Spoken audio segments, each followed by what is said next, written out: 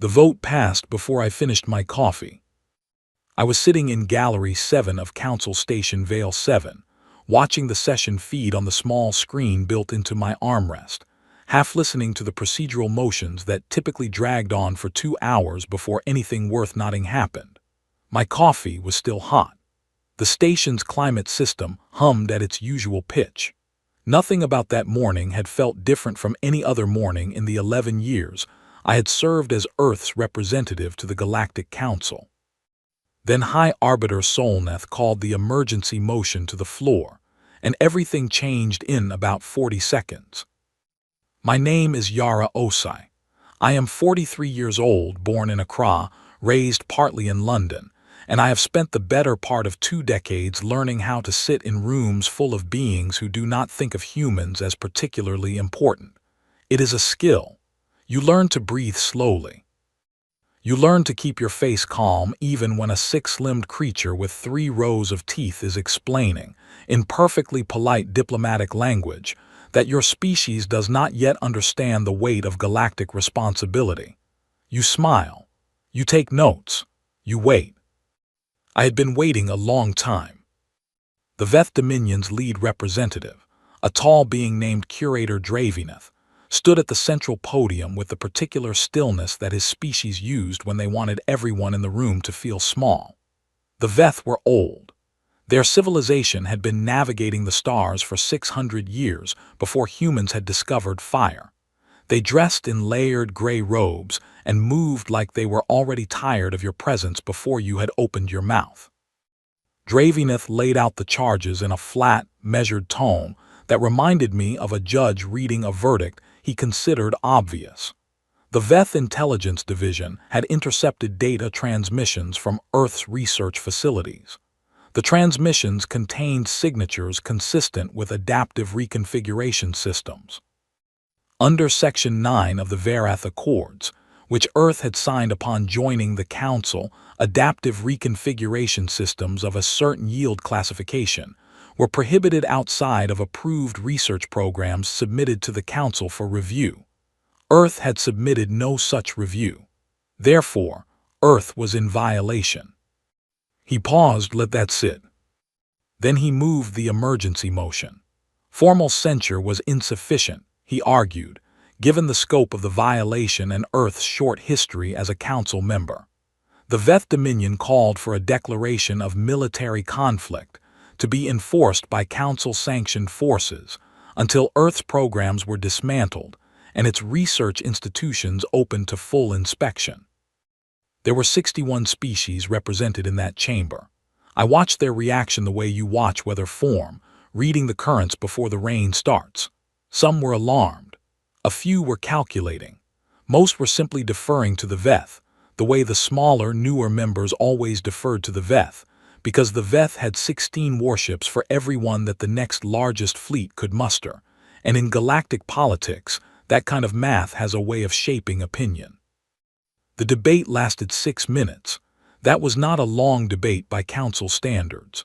I had once watched a committee spend 4 hours arguing over the font size of a trade agreement header. 6 minutes. The vote came, 47 in favor, 11 opposed, 3 abstaining. The Galactic Council, by majority motion, had just declared war on Earth. I looked at my coffee, still warm. Then I started laughing. It was not a polite laugh. It was not the kind of carefully controlled smile that diplomats deploy when they want to seem approachable without revealing anything. It was a real laugh, the kind that comes from somewhere deep, from a place that has been holding something in for a very long time and suddenly has permission to let it go. The chamber went silent. 61 species, representing roughly 300 star systems and several thousand years of collective diplomatic history, stared at me. I was the only human in the room. I was, at that moment, technically the representative of a planet that had just been declared an enemy of the Galactic Council, and I was laughing. Curator Draveneth's crest, the wide ridge of pale cartilage along the top of his skull that served as a kind of emotional display for his species, shifted from its usual neutral gray to a mottled, uncertain violet. That was the Veth equivalent of someone blinking several times in rapid confusion. High Arbiter Solneth, whose species had 4 eyes and used all of them efficiently, turned 2 of them toward me with an expression I could only describe as deeply unsettled. Representative Osai, Solneth said, using the formal address with extra precision, the way people do when they want to remind you that you are supposed to be behaving.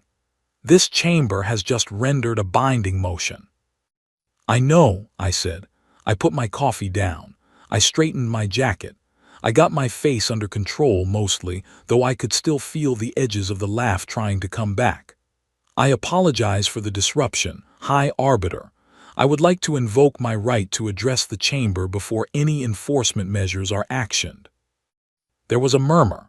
A few species exchanged what I assumed were significant looks, though reading alien facial expressions across 61 different anatomies is an art form I had only partially mastered. Draveneth said, quietly but clearly, the representative of the offending party does not traditionally address the chamber following a conflict declaration. Traditionally, I agreed, but the procedural statutes of the Galactic Council, Article 14, Clause 3, grant any member representative the right to an address before enforcement action is taken. Earth is still, technically, a member. The enforcement action has not yet begun. I looked at the Arbiter. Unless the Veth Dominion would like to add a violations of procedure charge to the list as well. Another murmur. This one had a slightly different quality. Somewhere to my left, I heard what I was fairly certain was the sound of the Kelith delegate suppressing something very close to a laugh of its own. Solneth deliberated for approximately 4 seconds. Then, with the gravity of someone agreeing to something they would regret, the Arbiter said, "The chamber will hear Representative Osai." I stood up, smoothed my jacket one more time, and walked to the podium. The chamber was very quiet. I looked out at 61 species, at compound eyes and echolocation slits and bioluminescent skin patches, and the quiet, patient gaze of beings who had been navigating the politics of the stars long before my ancestors had learned to write. I looked at Draveneth, who watched me with the detached certainty of a being who believed this was already over. I took a breath. Before I explain, I said, I want to ask the chamber one question, not a rhetorical one, a genuine one. The silence held. Has anyone in this room, I said, actually read Earth's history? Nobody answered. I had not expected them to. Then let me tell you a story, I said. It starts about 200,000 years ago, and it ends this morning, and I promise it will explain why I was laughing. I could feel the weight of their attention settling onto me like a physical thing.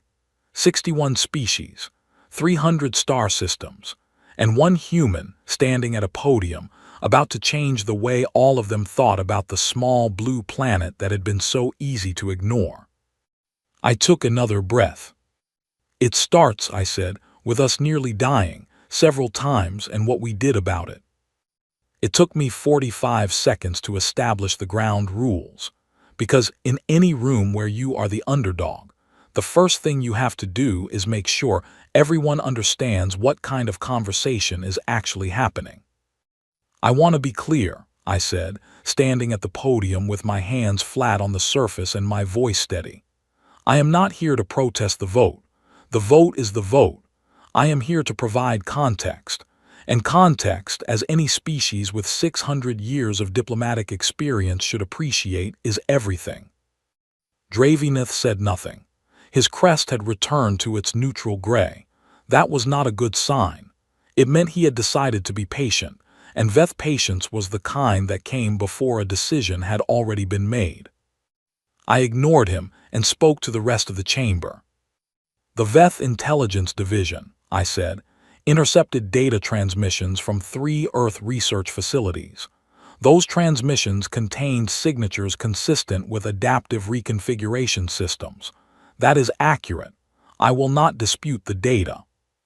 A small ripple of attention moved through the room. They had expected me to dispute the data. What I will dispute, I said, is the interpretation. I had prepared for this. Not for this specific moment, because nobody had told me the Veth were going to call an emergency session that morning, but I had been preparing for something like it for years. When you are the representative of a species that nobody takes seriously, you learn to keep your arguments close, ready to be drawn quickly, the way someone who has walked through uncertain neighborhoods learns to keep their keys between their fingers.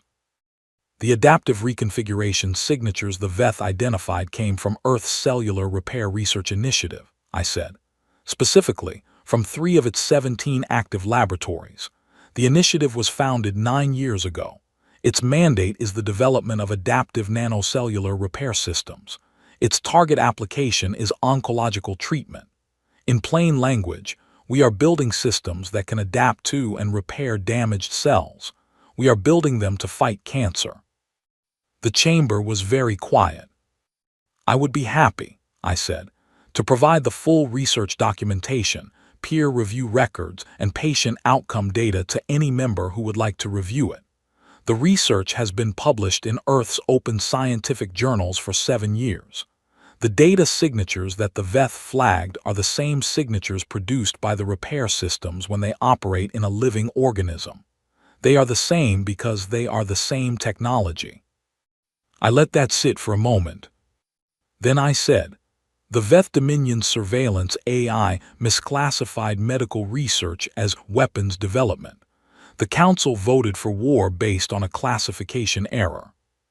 The murmuring that broke out was not a polite murmur. It was the sound of 61 species recalibrating simultaneously, the way a room full of people sounds when someone has just said something that requires everyone to quietly revise what they thought they knew. Draveneth spoke before the arbiter could call order. His voice was very controlled. The signatures are within prohibited range. The application does not change the technical classification. Under Section 9, I said, the prohibition applies to adaptive reconfiguration systems designed for offensive or defensive weapons deployment. Our systems are designed to operate inside a human body at a cellular level. The mass is measured in nanograms. The effective range is approximately 4 centimeters. I invite the Dominion to explain how a 4-centimeter cellular repair tool constitutes a weapons system. The Kelith delegate, a quiet being from a species that communicated primarily through color shifts, had turned a shade of what I had learned to recognize as amused satisfaction. 3 other delegates were consulting their advisors in urgent whispers. The accords do not specify application, Draveneth said. They specify signature. The accords, I replied, pulling up the relevant text on the podium display, specify, and I am reading directly, systems designed and intended for adaptive reconfiguration of matter at scale for purposes of offensive or defensive military application. Intended. The word intended is in the statute. Our documentation, our research history, our published literature, and our patient records all establish intent clearly. If the Dominion's argument is that the word intended has no meaning, I would welcome that legal position in writing. A longer silence. I could feel the room shifting, not dramatically, not all at once, but the way a tide shifts, the way something that was moving one direction begins, slowly and without announcement, to move another way. Arbiter Solneth said, carefully, Representative Osai, you are stating that the foundational evidence for this morning's motion was a misclassification. I am stating exactly that, I said. And you have documentation to support this position. I have 9 years of documentation, I said. I can have the full archive transmitted to every member delegation within the hour. Solneth looked at Draveneth. Draveneth looked at me. His crest shifted, just slightly, into a color I had not seen before on a Veth. It was close to the pale gold they used for uncertainty, but with something darker in it. Something that might have been the beginning of understanding that the morning had not gone the way it was supposed to go. I also want to note, I said, and here I allowed my voice to stay exactly as calm as it had been since I started, because the next part required precision. That the medical research question is only one part of what I came to say today. The room went very still again. The Veth Dominion is correct that Earth has been developing technology that did not appear in any council review submission, I said. They are correct about that. What they are incorrect about is which technology they found. I looked at Draveneth directly. We have been careful, I said, about what we submit to the council, careful about what we build quietly and what we build in public. Every new member of a large institution, when they are paying attention, learns quickly which information is safe to share and which information should be held close. Earth has been paying attention. What are you implying? Draveneth said. His voice had dropped half a register. I am not implying anything, I said. I am telling you directly that humanity has been developing actual defense systems. Has been for several years. We simply did not file them because we never assumed the council would be the deciding factor in whether those systems were needed. The silence that followed was different from all the previous silences. It was not the silence of confusion or recalibration. It was the silence of a room full of beings who had just heard something that changed the shape of the conversation entirely, and who were each, privately, deciding how to feel about it. Draveneth said, "That is a violation." "Is it?" I said. "Let me read you Article 31 of the Varath Accords. Member states retain the sovereign right to develop and maintain systems for the defense of their territories, provided such systems are not deployed aggressively against other member states. We have not deployed anything. We have not threatened anyone. We built things, in our own facilities, on our own worlds." I closed the display. "You declared war on Earth this morning," I said. "I want to make sure the Chamber understands the full picture before any enforcement action is considered, because here is what I have not told you yet." I looked across the room. 61 species, 300 systems, the Veth with their gray robes and their ancient patience and their fleet of warships that could cross a star system in 3 days. "Earth declared war on the Veth Dominion 11 years ago," I said. "We just did not tell anyone." Nobody moved. "We did not tell anyone," I continued, "because we did not want a war. We wanted to understand one. We wanted to understand what a war with the Veth would look like, what it would require, what it would cost, and what we would need to survive it. We spent 11 years answering those questions. Quietly, carefully, with the particular kind of focus that comes from a species that has never, in its entire history, had the luxury of assuming the universe would be kind to it. I let that land. Then I said, and now I would like to tell you what we found. I did not grow up thinking about interstellar politics. When I was 8 years old, living in a flat in South London with my mother and my grandmother, and a window that overlooked a bus stop and nothing much else, the thing I thought about most was whether it would rain before I got home from school. My grandmother used to say that the thing about rain was that it did not care about your plans. It came when it came. You could check the forecast, carry an umbrella, wear a waterproof coat, and the rain would still arrive on its own schedule and drench you from a direction you had not expected. The only reasonable response, she told me, was to learn to walk fast and to never stand under trees. I thought about her a lot during those 11 years on Council Station Vale 7. The Chamber had given me a 15-minute recess after my last statement. I suspected that was less for my benefit and more to allow the various delegations to have urgent, whispered conversations with their advisors, without it being formally on the record. I used the time to get a fresh coffee from the small service corridor behind Gallery 7, and to stand very still for a moment and remind myself that I was, in fact, doing what I had prepared to do, and that the shaking I felt in my hands was adrenaline and not fear, or rather, it was both, and both were fine. When the Chamber reconvened, I went back to the podium. "I want to talk about what Earth has been doing for the past 11 years, I said.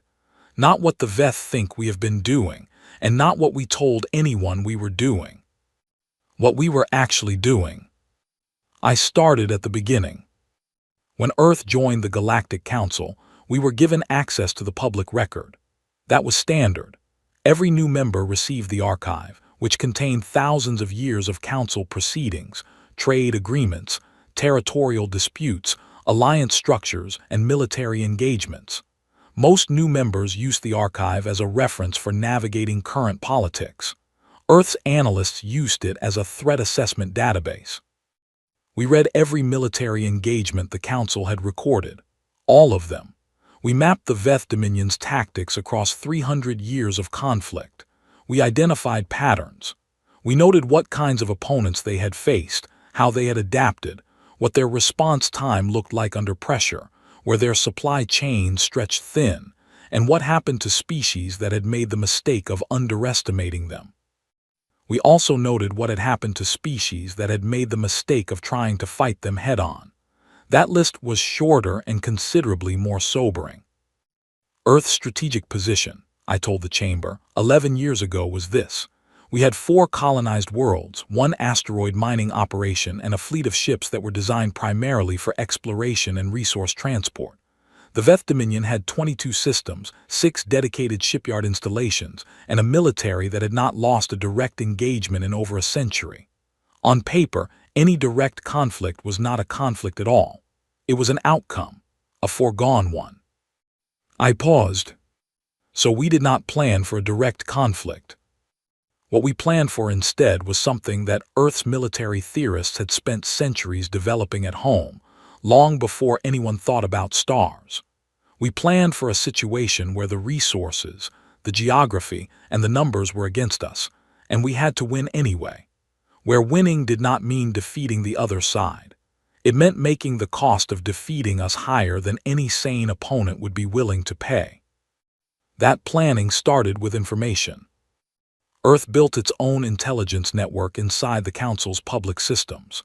Not by hacking, not by breaking any laws, by reading, by attending every open session, every public committee, every trade forum and environmental review and border arbitration hearing, and by taking extraordinary notes. By the end of year 3, Earth's intelligence division had a more detailed map of the Veth Dominion's economic dependencies than the Veth's own treasury ministry. I did not say this to be impressive. I said it because it explained everything that came after. The Veth Dominion, I said, controls 22 star systems. Of those 22, 14 are actively productive.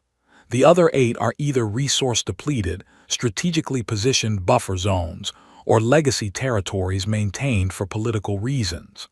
Of the 14 productive systems, 9 depend on external trade relationships for at least 30% of their essential imports. I brought up a display that showed the trade network, simplified but accurate. Of those 9 systems, I continued, 7 conduct their primary trade through transit corridors that pass through the territories of council members who are not aligned with the Veth Dominion. I highlighted them. And of those 7 corridors, I said, 3 pass through the territory of members who voted against this morning's war declaration. The room was very quiet.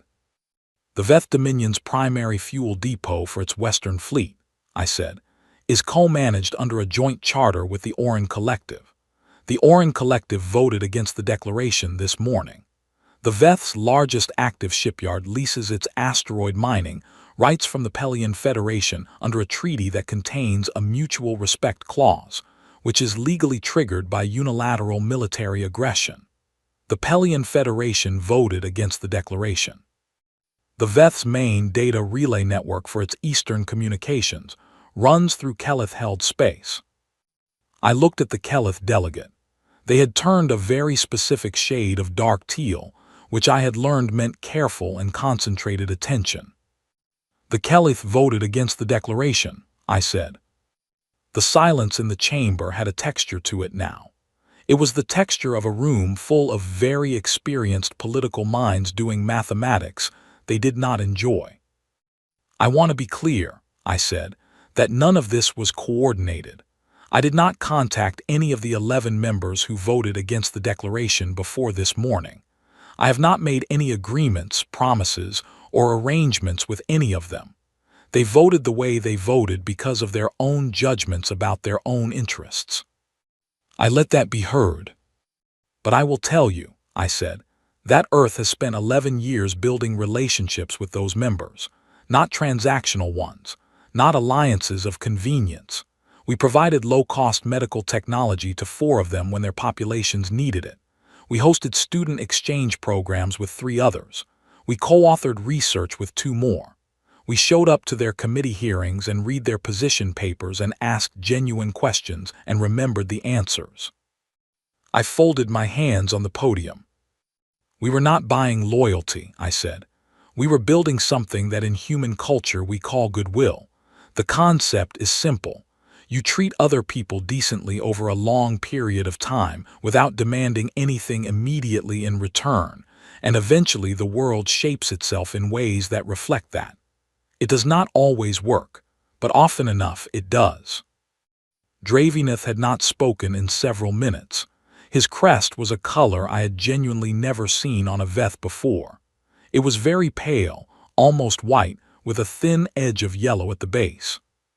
"This is all very interesting," he said finally, and his voice was carefully neutral in the way that means something is not, in fact, interesting, but rather alarming.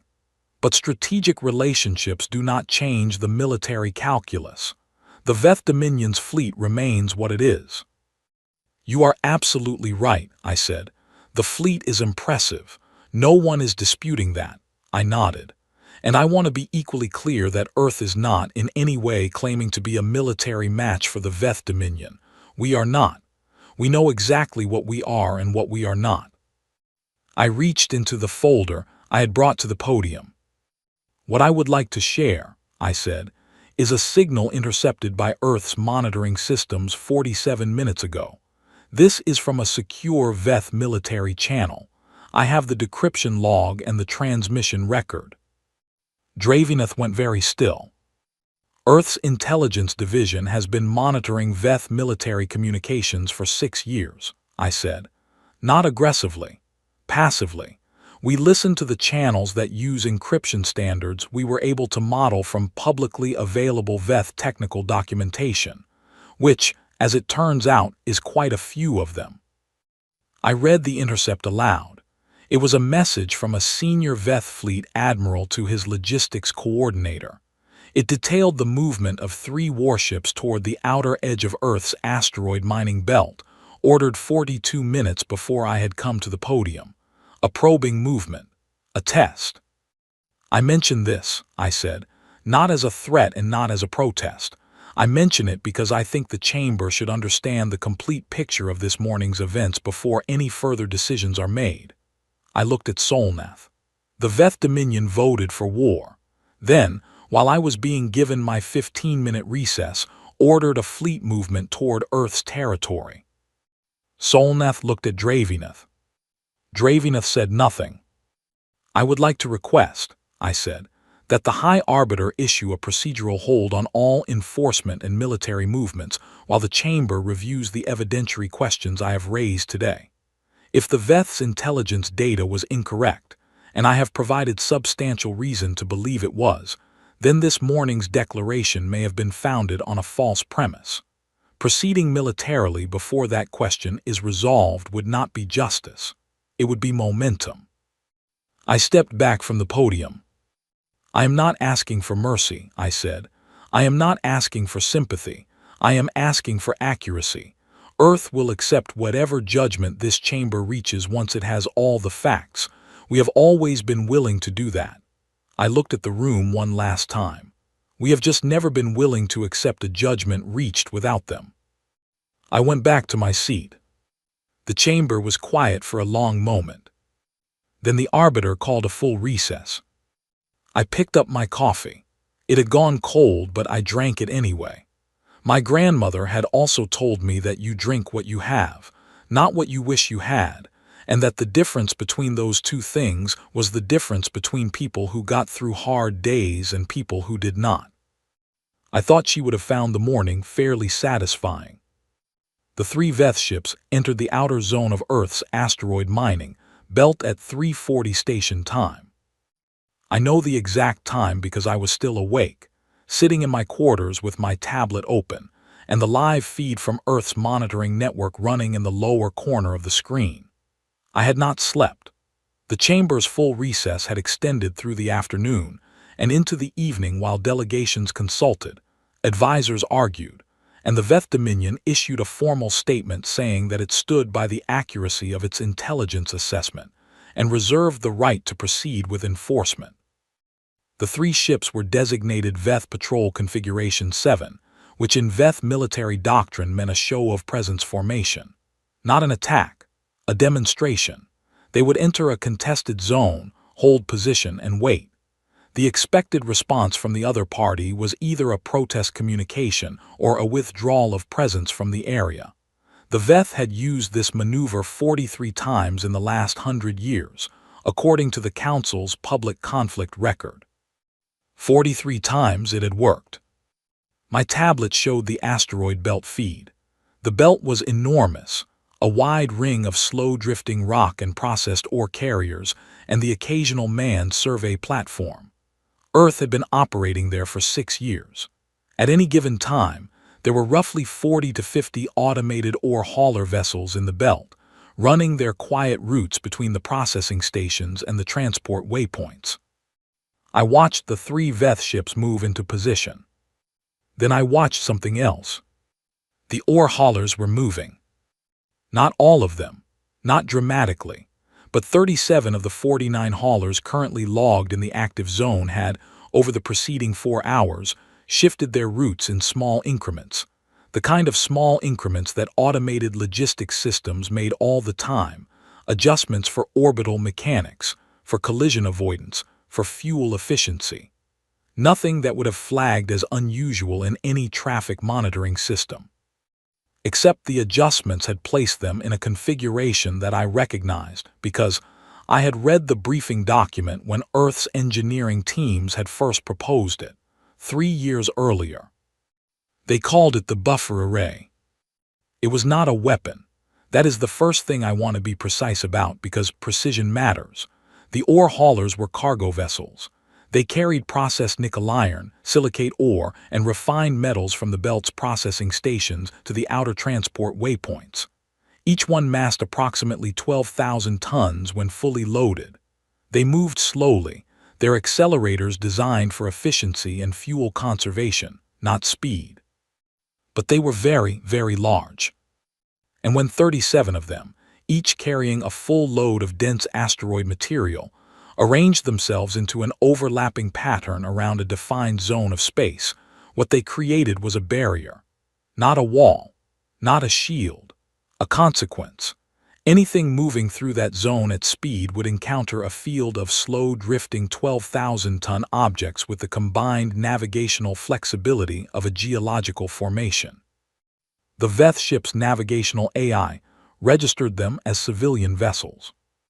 Registered them that way for 11 minutes. Then one of the haulers, responding to its automated proximity alert, adjusted course by 4 degrees, and the Veth lead ship's collision prediction system suddenly calculated what the array meant in practical terms and flagged it. I was watching the feed when the Veth lead ship reduced speed. I watched it hold position outside the array's outer edge. I watched it sit there for 3 minutes, which in terms of military decision-making under pressure is a very long time indeed. Then the communication came through. Not to me. To the Council Station's public receiving channel, which meant it went on the official record.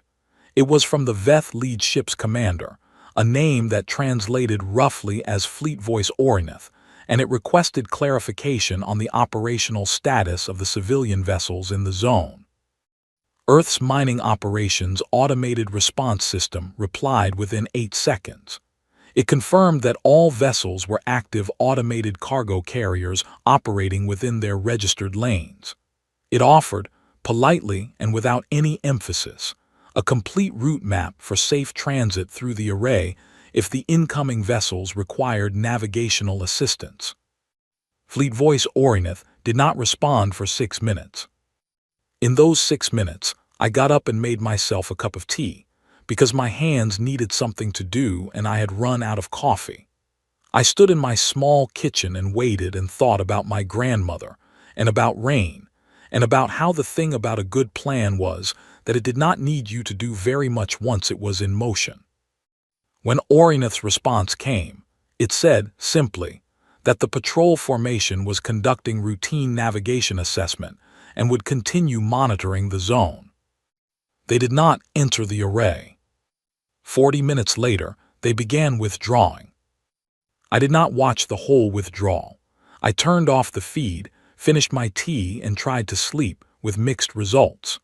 What I was thinking about, as I lay in the dark with the station systems humming around me and 300 star systems somewhere outside the hull going about their long, complicated business, was not the success of the moment.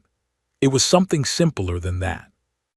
I was thinking about the ore haulers, about the fact that Earth had looked at its situation years before this morning and had said, "We cannot match a Veth fleet in a direct engagement. So what do we have? We have asteroid mining operations. We have ore haulers. We have material and we have geometry, and we have the engineering capacity to think carefully about both." The array had been the idea of a woman named Claire Odom, who was an orbital mechanics specialist from a small research team in New Zealand. She had proposed it in a briefing document that began, quietly and without drama, with the sentence, "If we cannot be stronger, we should think about being inconvenient." That document had been approved, refined, and implemented over 3 years. Nobody had announced it. Nobody had filed it with the Council. 49 ore haulers had been given updated navigational software that included, alongside their standard logistics programming, a secondary routine that could be triggered remotely or activated automatically under specific proximity conditions. The Veth ships had excellent weapons, they had excellent shielding, they had excellent tactical AI. None of those things were useful against 37 12,000-ton cargo vessels, drifting through legally registered commercial lanes. The next morning, word reached me through 2 separate sources, one of them official and one of them the kind of informal intelligence that circulates through diplomatic corridors when something significant has happened, and everyone is watching everyone else to see how they react. The word was that Fleet Voice Orinath had filed an internal report with the Veth Military Command. The report described the encounter in precise technical language, as military reports do. But buried in the operational assessment section, in the clipped, professional phrasing of a commander who was being careful, was a sentence that one of Earth's contacts had been able to retrieve. The sentence said, "Recommend full strategic review of Earth engagement parameters. Opponent demonstrates non-standard operational thinking." Non-standard operational thinking. I read that 3 times. Then I went to the chamber for the resumed session. The session was different in character from the day before. The previous day had been sharp, confrontational, driven by the Veth certainty and the Council's deference to it. Today, the edges had softened slightly, not because anyone had changed sides, but because information had moved through the station overnight, the way information always moves, informally and quickly, and through channels that are technically unofficial but thoroughly effective. And by the time the arbiter called the session to order, most of the delegates in that room knew, at least in broad outline, what had happened in the asteroid belt. The Veth had moved 3 ships. The ships had stopped. The ships had turned around. Nothing had been fired, nothing had been damaged, no one had been hurt. In purely mechanical terms, it was a non-event, a patrol that encountered an obstacle and withdrew. But everyone in that room had enough political experience to understand that what had actually happened was not nothing. What had happened was a test. The Veth had tested Earth's response to a show of presence formation. and Earth's response had been to arrange a field of slow-moving rocks in a pattern that made the show of presence formation irrelevant, and then to offer navigational assistance. That was the part that had made the overnight conversation so interesting. The offer of navigational assistance. Earth's automated system had not issued a warning. It had not made a threat. It had not broadcast any kind of defiant message. It had offered help. In the politest possible operational language, it had said, "Here is a route map if you need it." The Kelith delegate had turned a shade of bright orange at some point during the previous evening, which I had learned from my reading was the closest their species came to genuine delight. Arbiter Solneth opened the session by announcing that the Council's Review Committee had examined Earth's submitted documentation on the Cellular Repair Research Initiative and found it consistent with Earth's stated application of medical research. The committee had further determined that the technical signatures identified by Veth Intelligence fell within a classification gray area that required additional interpretive review before any determination of violation could be formally confirmed. Dravineth requested the floor. Solneth granted it. Dravineth stood at the podium for a moment without speaking, which for a Veth was unusual. They were precise beings. They did not pause for effect. When they paused, it meant something was being calculated. "The Veth Dominion," he said, "acknowledges that the evidentiary basis for the emergency motion may require further review." The chamber held very still. The Dominion would be prepared to support a procedural hold on enforcement actions pending that review, he said, provided that Earth's representative commits to full transparency regarding the systems in question and submits all relevant research documentation to the Council's Technical Committee. He looked at me. I stood. Earth is prepared to submit all documentation related to the Cellular Repair Research Initiative, I said. We will also submit a full technical briefing on the navigational software currently installed in our mining fleet's automated vessels, in the interest of transparency. I paused exactly 1 second. We have nothing to hide. Dravineth's crest shifted. He sat down. The procedural hold passed 54-3. The rescission vote happened 6 days later. It was not dramatic. Most things in the Galactic Council were not dramatic when you looked at them directly. They were long and procedural and conducted in the kind of formal language that kept emotion at a careful distance from decision-making. The Veth Dominion moved to withdraw the emergency declaration. The motion was seconded by 4 members, including 2 who had voted in favor of the original declaration. The vote came in at 51 in favor, 3 opposed, 7 abstaining. I voted in favor of the withdrawal. Of course I did. I was a professional. I did not laugh this time. I had done my laughing. This was not a moment for laughing.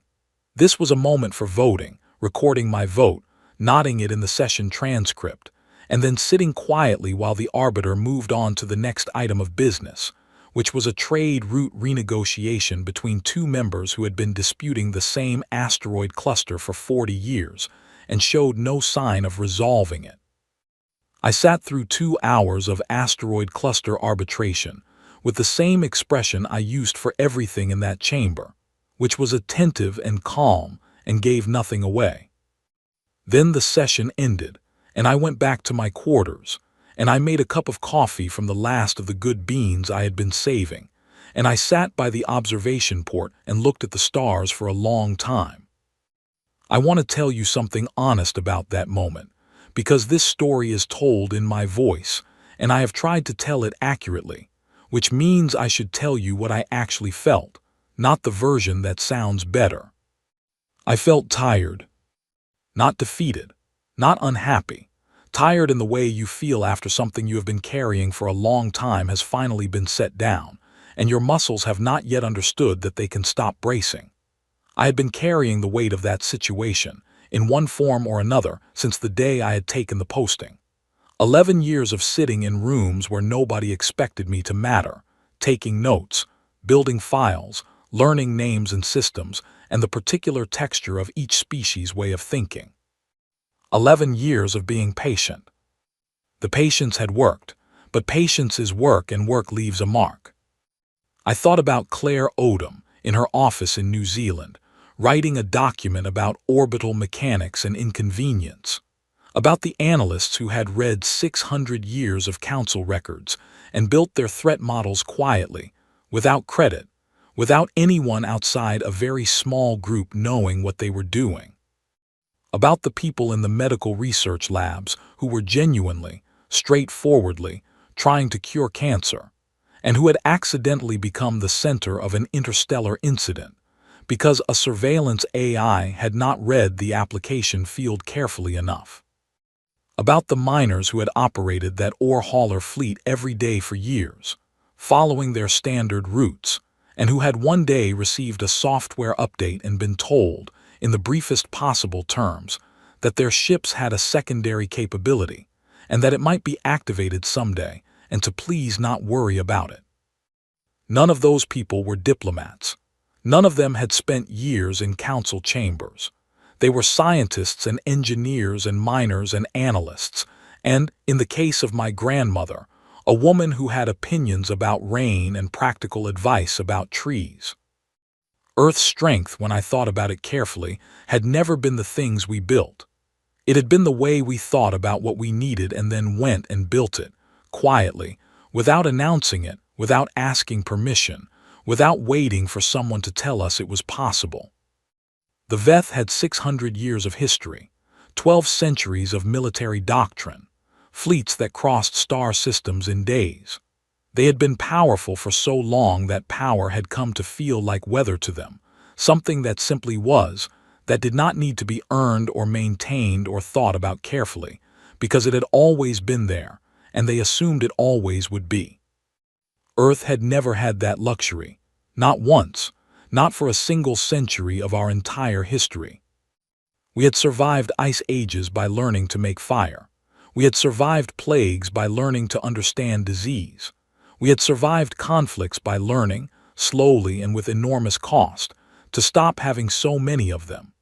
Every catastrophe in our history had produced somewhere a person who had looked at the situation and decided it was not over yet and gone to work. We had brought that with us when we came to the stars. We could not have left it behind if we tried. It was not strategy, it was character. A few days after the rescission, Draveneth came to find me. He arrived at my quarters without announcement, which was unusual for a Veth. They valued formal protocol. An unannounced visit was the closest his species came to indicating that something mattered enough to bypass the usual procedures. I offered him a seat, and he took it, folding his long frame into the chair with the careful precision of someone accommodating furniture that was not designed for his anatomy. He looked at me for a moment with his pale eyes, and then he said, "I would like to understand something." "Ask," I said.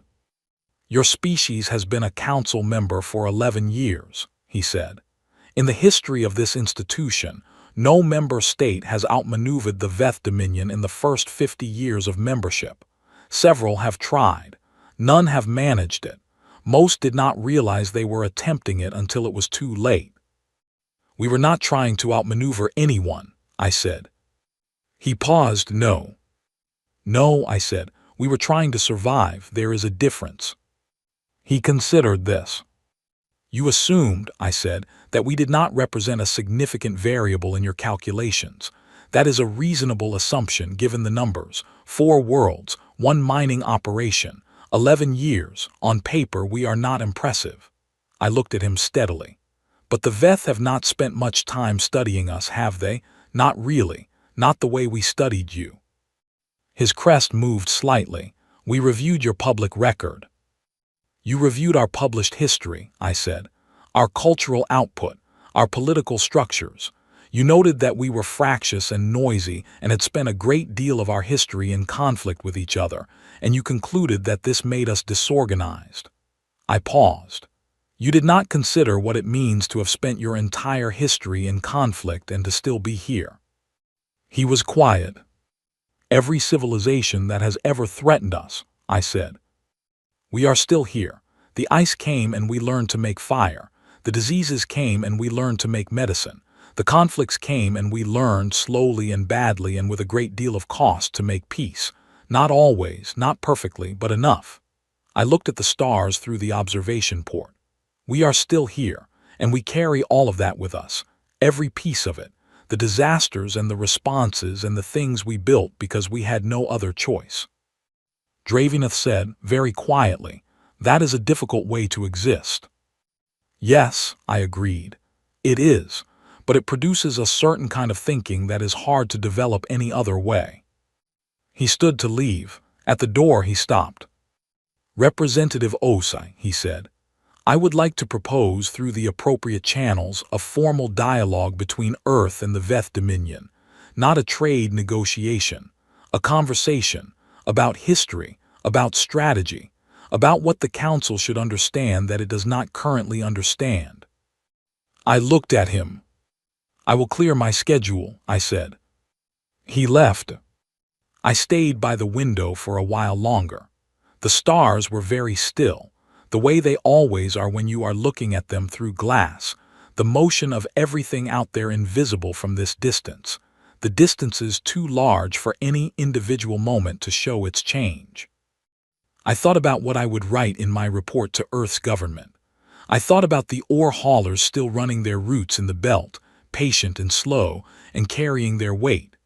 I thought about Claire Odom's document and its quiet opening sentence. If we cannot be stronger, we should think about being inconvenient. Then I thought of something wider than that. We had not won because we were stronger. We had not won because we were smarter, or better organized, or more advanced. We had won, if winning was even the right word for what had happened in the last 6 days, because we had spent 11 years taking the situation seriously while everyone else had assumed it did not need to be taken seriously at all. That was the part I wanted Earth to understand. Not the tactics, not the ore haulers, the habit, the particular, deep-rooted, hard-earned human habit of treating every situation as something that required your complete attention, your best thinking, and your most honest assessment of what you actually had to work with. We had gone to the stars and we had sat in rooms where nobody expected us to matter, and we had paid attention, and we had waited, and when the moment came, we had been ready. Not because we were exceptional.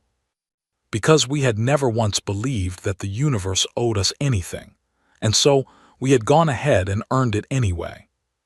Outside the observation port, the stars held their distances. 300 systems, thousands of years of history, a council that had fallen silent briefly and then resumed its long, complicated business.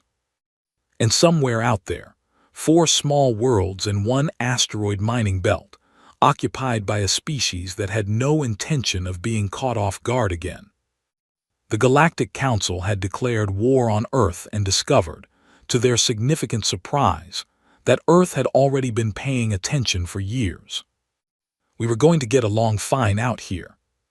We had been through worse. We had been through much, much worse. And the thing about species that come through the worst of what the universe can offer and keep going is that they carry with them something no fleet and no treaty and no political declaration can replicate. They carry the certainty that they will still be here. We carry that with us everywhere we go. And we always will.